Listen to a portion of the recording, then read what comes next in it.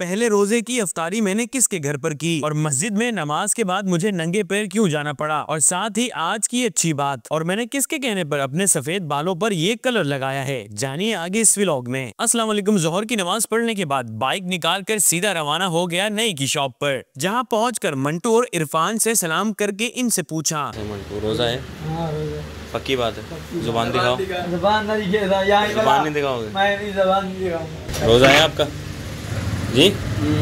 वैसे इसकी हूँ से आपको क्या लगा? इसके बाद मैंने मंटू को कहा कि सिर्फ साइडें बनानी है और फिर मंटू ने मेरे गिरबान के बटन खोल दिए, जिसके बाद मुझे गुंडों जैसी फीलिंग आने लगी। खैर ये काला सा कपड़ा पहनाकर मंटू ने अपने औजार उठा लिए और मेरे बालों को गीला करके और मशीन लगाकर कैंची से मेरे बालों को सेट किया और बस हो गई मेरे बालों की कटिंग। वैसे मेरे बाल काफी ज्यादा सफेद नहीं हो गए। खैर पैसे देने के बाद मैं वापस बाइक पर बैठकर घर की जानिब रवाना हो गया और घर पर पहुंचकर सबसे पहले कंप्यूटर खोलकर प्रीमियर खोला, जिस पर मैं अपना व्लॉग एडिट करने लगा। व्लॉग एडिट करने के बाद मैं सीधा पहुंच गया शाहब भाई की शॉप पर, जहां से मैंने अपने सफेद बालों के लिए कलर लिया, जिस पर बनी हुई ये खौफनाक सी बाजी से मुझे डर लग रहा था। खैर बालों पर कलर लगाने के बाद मैंने 15 मिनट वेट किया और फ्रेश होने के बाद अब जरा मेरे बाल देखें। वैसे अब कुछ इंसान लग रहा हूँ मैं, और बालों पर कलर मैंने किसी के कहने पर नहीं बल्कि खुद लगाया है। खैर परफ्यूम लगाने के बाद मैं असर की नमाज पढ़ने मस्जिद में पहुंच गया और नमाज के बाद नमाजियों ने वालिद साहब से सलाम किया और हमारी मस्जिद के आगे ये बेर का दरख्त लगा हुआ है और इस पर बेर भी लगे हुए हैं। खैर वालिद साहब से इन साहब ने दम करवाया, जिसके बाद में वालिद साहब के पीछे पीछे चल पड़ा।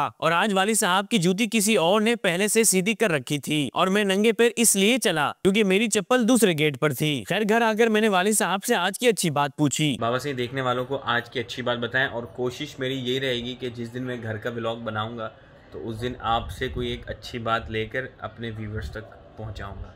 आज की सबसे अच्छी बात यह है कि रमज़ान मुबारक का महीना और ये जो रोज़ा है इसमें बहुत सारे पैगाम आते हैं, और सबसे एक अहम जो पैगाम है वो ये है कि हमें ये रोज़ा सब्र की तलकीन करता है कि सब्र करें, क्योंकि हम रोज़ा जब रखते हैं तो सब्र ही है कि भूख को बर्दाश्त करते हैं। यही सब्र अगर हम 24 घंटे और पूरी ज़िंदगी में अगर हम इस सब्र को अगर अपना लें तो मैं समझता हूँ कि बहुत सारी जो हमारी परेशानियाँ हैं, टेंशनें हैं, बहुत सारे जो दुख हैं, गम हैं, खानदान में लड़ाइयाँ हैं, उससे हमें निजात मिल जाएगी।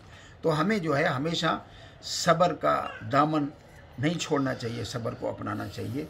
अल्लाह रब्बुल इज़्ज़त हम सबको सब्र की तौफीक अता फरमाए, आमीन। और अब किचन में इफ्तार भी तैयार की जा रही थी। खैर मैंने बाइक निकाली और शाहिद भाई के घर पहुंच गया, क्योंकि आज की इफ्तारी मैंने शाहिद भाई के घर पर करनी थी और अब दस्तरखान लग चुका था और इफ्तार का वक्त होते ही हमने रोजा इफ्तार किया और फिर मैंने पकोड़े खाना शुरू किए और इसके बाद मैं ये छोले खाऊंगा। ओके मिलते हैं नेक्स्ट व्लॉग में। अल्लाह हाफिज।